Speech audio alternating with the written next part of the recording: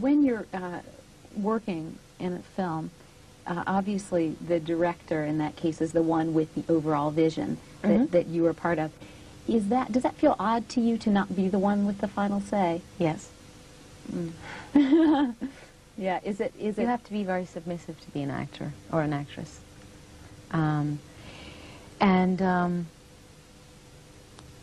It's frustrating in that no matter what you do,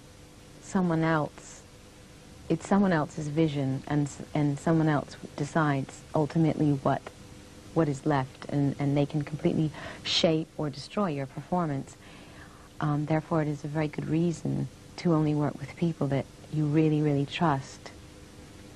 And I've certainly learned that through several mistakes, but that's how you learn. In some ways, is it a relief to not be the final say and not be the one in control? No. No. You prefer to be in control. It's not about preferring to be in control. It's just that I'm so used to, in my work, having a vision or a dream and, you know, choosing things and you know, saying, you know, that's great and that's great and let's do this and let's do that. And it's really hard for me.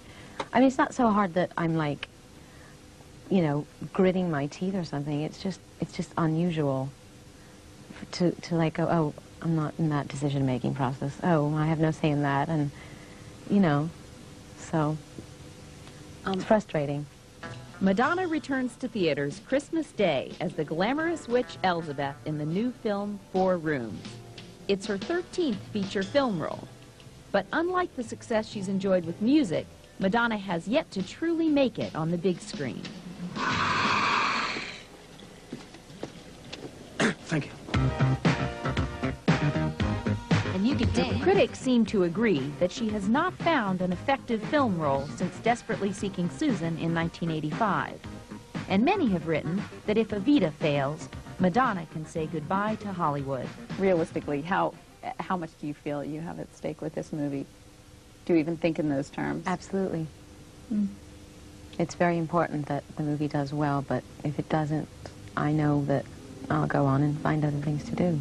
I guess you've always known it's true. If she is anything, Madonna is a survivor. Few performers who arrived in the 80s carried a faithful following into the 90s. But with street smarts and strong business instincts, she's weathered the highs and the lows of an unforgiving industry. For nearly 15 years, Madonna's been a pioneer, opening doors for female artists who, until she came along, were given little room to test the boundaries of mainstream pop. Unlike so many of her contemporaries who seem hell-bent on self-destruction, Madonna appears nearly indestructible. Little girl, don't run away so fast. Think you forgot to kiss her goodbye. When she was just 6 years old, her mother died. That loss, more than any other event, shaped who Madonna would become. Do you think there was something in that experience that drove you to be able to do a lot of what you've done? Absolutely. In what way? Do you think it gave you a certain strength at a very young age? Or? Well, I think after destroying me emotionally, then I sort of went the other way, which was to say, okay, I'm going to take care of myself. I'm going to never rely on anybody, so I won't be hurt that way again. And so it made me incredibly independent. And I didn't grow up with any sort of female role model to sort of give me an idea of how I should behave. So I was actually quite fearless. I don't think I would have gone to New York when I was 17 and not known anybody and just said, you know, really followed my dream. Maybe I would have chosen something different.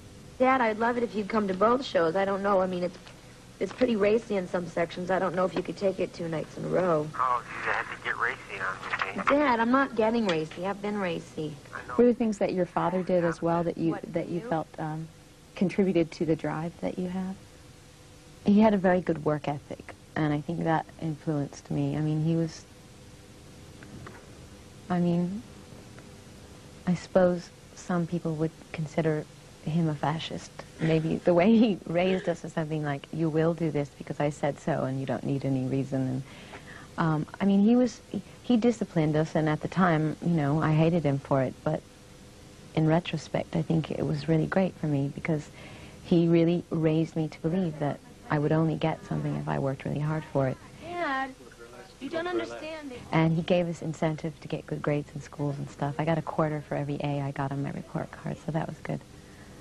So, of course, I had to collect the most amount of quarters when I came home from school with my report card. There was a lot of competition in my family for quarters. It was the only time we got money from my father, so. Did you always, back then, did you always get the most quarters? Yes, I did. And today? Yes, I You're do. still getting the most quarters. Very good. Yeah. But do you want to have kids of your own? Yes. Do you want them soon? Yes, tomorrow. Really? Yes. You want to have more than one?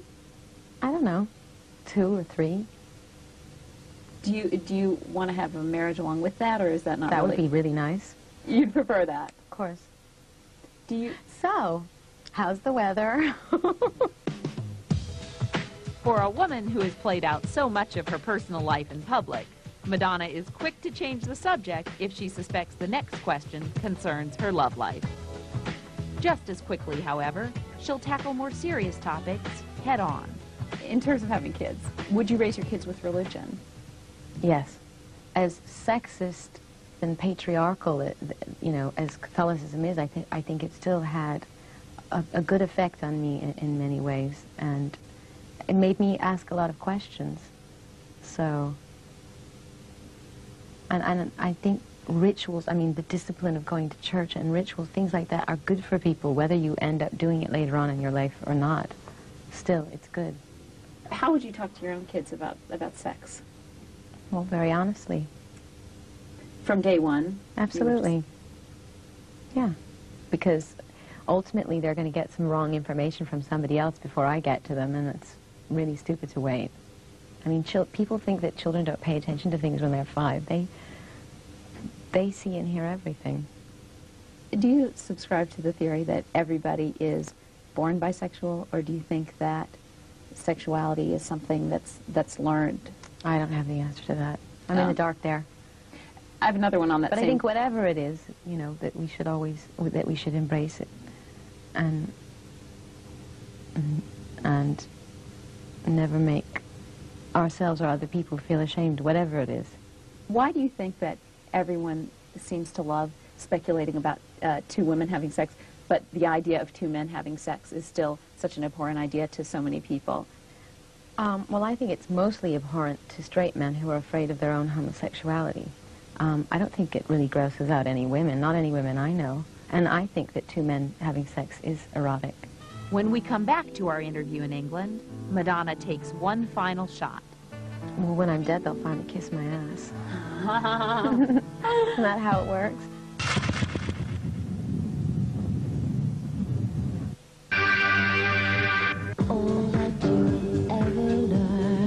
Madonna has always surprised. And true to form, the girl who once said she wanted to rule the world has some surprising answers when questioned about what's important in life and what's not. At the age of 37, her priorities are changing. Very few people are equipped to live as an icon. Yes, I wouldn't wish it on my worst enemy's dog. And yet you're doing it. Mm-hmm. Well, it's too late now. I can't back out of it now. You wouldn't really want to, though, would you? Well, no, I guess not. When we were kids, my brothers and sisters and I used to play this game where you had to rank the following in order of importance to you: fame, money, power, and love. Mm-hmm. Which order do you think that you would Love. put those in? Love first. Absolutely love. Money. Mm-hmm. And if you have love and you have money, then you have power, and fame is not important, so. For more than 10 years now, you've accumulated incredible fame and wealth and become one of the world's most recognizable women. Mm-hmm. Is there anything that you would have traded all of that for? Yes. What is that? A mother.